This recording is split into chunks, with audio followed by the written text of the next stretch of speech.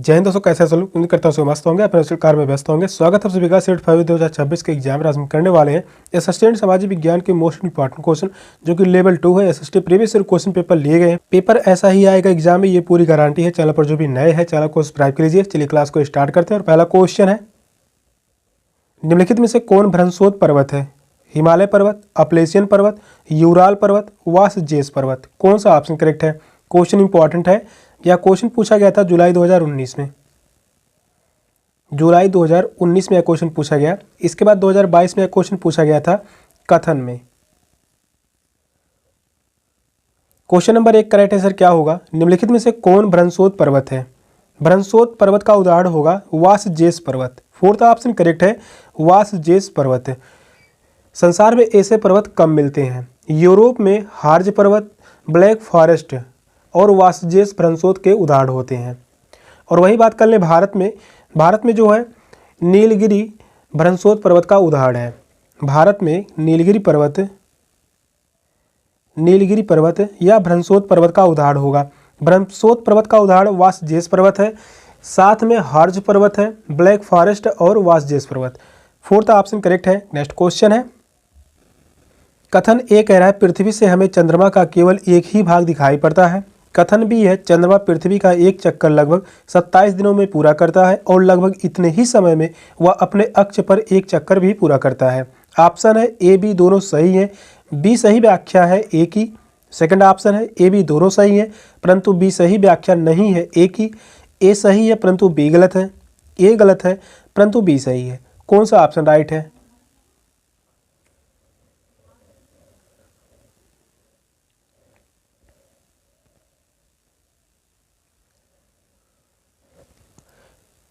Question number 2 correct answer क्या होगा? कथन ये कह रहा है पृथ्वी से हमें चंद्रमा का केवल एक ही भाग दिखाई पड़ता है। तो यह बात सही है, पृथ्वी से हमें चंद्रमा का केवल एक ही भाग दिखाई पड़ता है। चंद्रमा पृथ्वी का एक चक्कर लगभग 27 दिनों में पूरा करता है और लगभग इतने ही समय में वह अपने अक्ष पर भी एक चक्कर पूरा करता है। तो यह भी कथन सही होगा, व्याख्या भी सही कर रहा है। फर्स्ट ऑप्शन करेक्ट है, ए बी दोनों सही है, बी सही व्याख्या है ए की। चंद्रमा पृथ्वी का एक चक्कर पूरा करने में 27.322 दिन का समय लेता है। 27.322 लगभग इतने समय लेता है एक चक्कर पूरा करने में और लगभग इतने ही समय में वह अपने अक्ष पर एक चक्कर भी पूरा करता है। और इसके परिणाम स्वरूप पृथ्वी से हमें चंद्रमा का केवल एक ही भाग दिखाई पड़ता है। फर्स्ट ऑप्शन करेक्ट है। नेक्स्ट क्वेश्चन है, कायांतरित शैल के बारे में दिए गए ए बी और सी कथनों पर विचार कीजिए और सही उत्तर का चयन कीजिए। पहला कथन है आग्नेय और अवसादी शैल उच्च ताप और दाब के प्रभाव में कायांतरित शैलों में परिवर्तित हो जाती हैं। दूसरा कथन कह रहा है कायांतरित शैल उच्च ताप और दाब के प्रभाव में पिघल पर द्रवित मैग्मा बनते हैं। वहीं थर्ड कथन है संगमरमर एक कायांतरित शैल है। ऑप्शन है बी एवं सी सही है, ए गलत है, ए और बी सही है, सी गलत है, ए बी सी तीनों सही है, ए एवं सी सही है, बी गलत है। कौन सा ऑप्शन राइट है?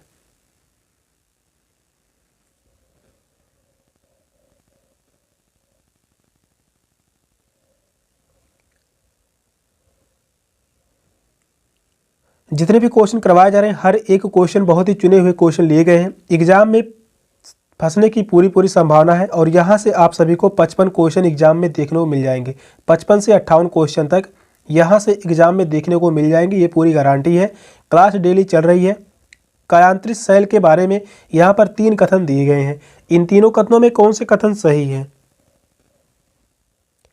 आग्नेय और अवसादी शैल उच्च ताप और दाब के प्रभाव में कायांतरित शैलों में परिवर्तित हो जाती हैं। तो यह बात सही है, पहला कथन सही होगा। कायांतरित शैल उच्च ताप और दाब के प्रभाव में पिघलकर द्रवित मैग्मा बनते हैं। तो यह भी कथन सही है।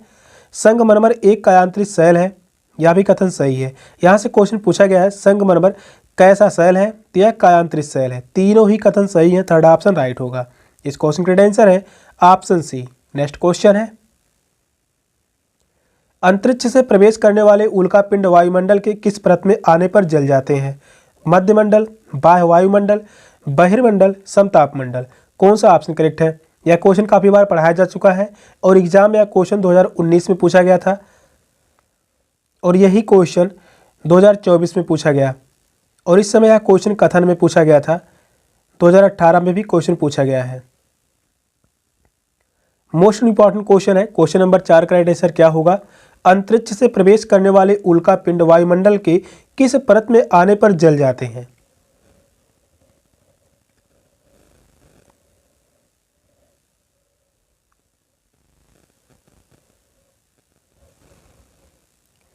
तो वह है मध्यमंडल। फर्स्ट ऑप्शन करेक्ट है, मध्यमंडल। मध्यमंडल यह समताप मंडल के ठीक ऊपर होती है और यह लगभग 80 किलोमीटर की ऊंचाई तक फैली है। अंतरिक्ष में प्रवेश करने वाले उल्का पिंड इस परत में आने पर जल जाते हैं।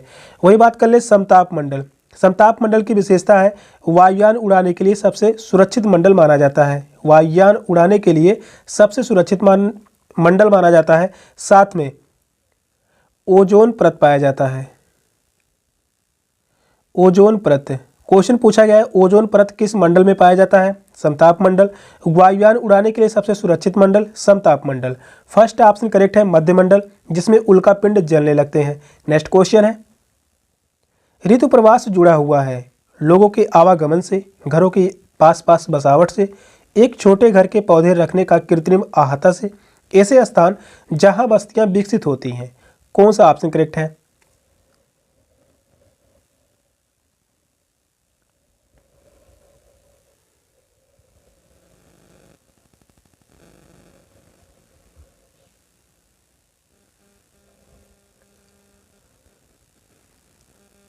क्वेश्चन नंबर 5 कह रहा है ऋतु प्रवाह से जुड़ा हुआ है।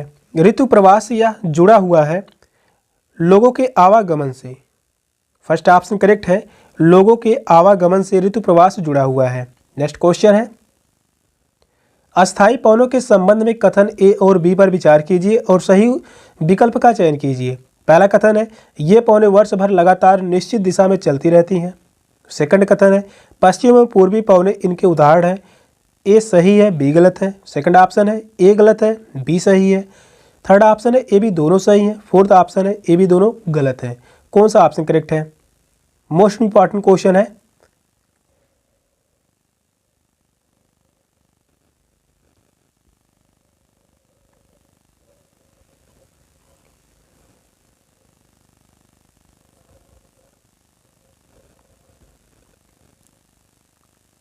हर एक टॉपिक से क्वेश्चन करवाए जा रहे हैं, यहाँ से टेंशन लेने की जरूरत नहीं है। क्वेश्चन फंसेंगे ही फंसेंगे। क्वेश्चन नंबर 6 कह रहा है अस्थायी पवनों के संबंध में दो कथन यहाँ पर दिए गए हैं। इन दोनों कथनों में कौन से कथन सही है? ये पवनें वर्ष भर लगातार निश्चित दिशा में चलती हैं। पश्चिमी एवं पूर्वी पवनें इनके उदाहरण हैं। तो ये दोनों ही अस्थायी पवनों के संबंध में सही हैं। दोनों ही कथन सही हैं। इस क्वेश्चन का आंसर होगा option C. Third option correct है। ए और बी दोनों सही हैं। नेक्स्ट क्वेश्चन है, ब्राजील के कंपोस और वेनेजुएला के लानोस उदाहरण हैं शीतोष्ण कटिबंधीय घास स्थल के, टुंड्रा प्रकार की वनस्पति के, उष्ण कटिबंधीय घास स्थल के, भूमध्य सागरीय वनस्पति के। कौन सा ऑप्शन राइट है?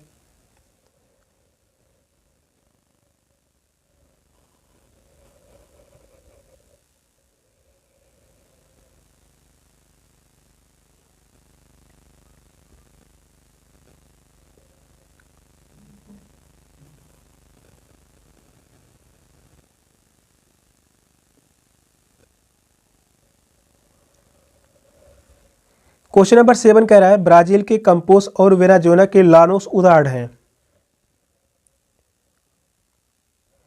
ये उदाहरण है उष्णकटिबंधीय घास स्थल के। थर्ड ऑप्शन करेक्ट है, उष्णकटिबंधीय घास स्थल के।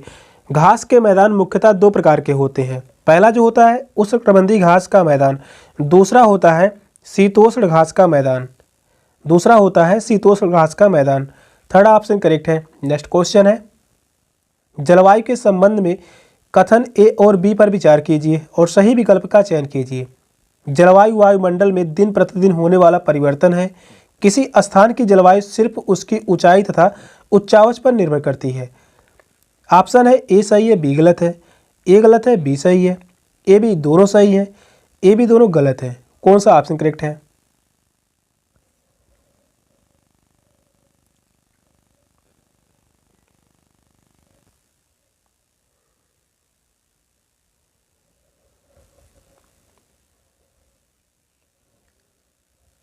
क्वेश्चन नंबर 8 का राइट आंसर क्या होगा? जलवायु के संबंध में यहाँ पर दो कथन दिए गए हैं, इन दोनों कथनों में कौन से कथन सही है? पहला कथन कह रहा है जलवायु वायुमंडल में दिन प्रतिदिन होने वाला परिवर्तन है, तो यह बात गलत होगा, पहला कथन गलत है। दूसरा कथन है किसी स्थान की जलवायु सिर्फ उसकी ऊंचाई तथा उच्चांश पर निर्भर करती है, तो यह भी गलत होगा। दोनों ही कथन गलत हैं। इस क्वेश्चन का आंसर है option D, fourth option correct है। नेक्स्ट क्वेश्चन है, दिए गए लक्षणों में ए और बी के आधार पर ऊर्जा स्रोत की पहचान करें। यह एक परंपरागत ऊर्जा का स्रोत है। यह ऊर्जा स्रोत तब निर्मुक्त होती है जब अपरिष्कृत तेल को धरातल पर लाया जाता है। तो ये दोनों किसके उदाहरण होंगे? बायोगैस, प्राकृतिक गैस, भूतापीय ऊर्जा, मोम। कौन सा ऑप्शन करेक्ट है?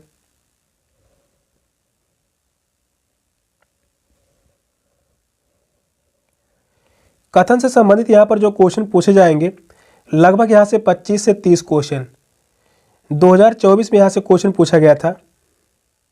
2024 में कथन से संबंधित जो क्वेश्चन बने थे 32 क्वेश्चन।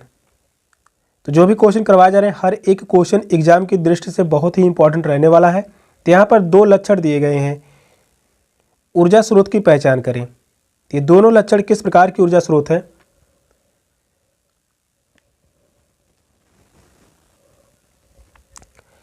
प्राकृतिक गैस, सेकंड ऑप्शन करेक्ट है। प्राकृतिक गैस, प्राकृतिक गैस आसानी से जलती है और काफ़ी अधिक मात्रा में ऊष्मा उत्पन्न करती है। प्राकृतिक गैस से एथेन और प्रोपेन की थोड़ी मात्राओं के साथ मुख्य रूप से मेथेन होती है। प्राकृतिक गैस के साथ एथेन, प्राकृतिक गैस के साथ एथेन पाया जाता है, साथ में प्रोपेन एवं प्रोपेन और थोड़ी मात्रा के साथ मुख्य रूप से मेथेन पाया जाता है। मेथेन, जिसे हम CH4 कहते हैं, मेथेन पाया जाता है। सेकंड ऑप्शन करेक्ट है, प्राकृतिक गैस। नेक्स्ट क्वेश्चन है, भारत का शोध संस्थान मैत्री कहाँ अवस्थित है? Australia, Antarctica, Europe, Asia. कौन सा ऑप्शन राइट है?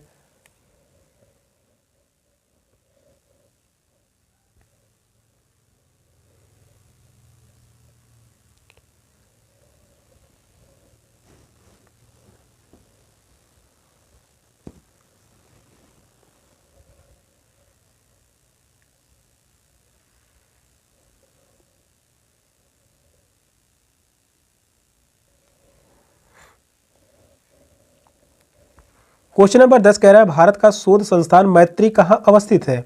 यह अवस्थित है अंटार्कटिका महाद्वीप में। सेकंड ऑप्शन करेक्ट है, अंटार्कटिका वर्तमान में बर्फ में दब जाने के कारण दक्षिणी गंगोत्री को सप्लाई बेस के रूप में प्रयुक्त किया जा रहा है, जबकि मैत्री अनुसंधान केंद्र चालू है। मैत्री और भारतीय अनुसंधान केंद्र अस्थायी रूप से काम कर रहे हैं। तो यहाँ पर सेकंड ऑप्शन करेक्ट है, अंटार्कटिका महाद्वीप। सेशन का लास्ट क्वेश्चन था। क्वेश्चन कैसे लगे कमेंट में जरूर बताइएगा। चैनल पर नए हैं, चैनल को सब्सक्राइब कर लीजिए। मिलते हैं फिर नेक्स्ट क्लास में, तब तक के लिए बाय बाय, टेक केयर, जय हिंद।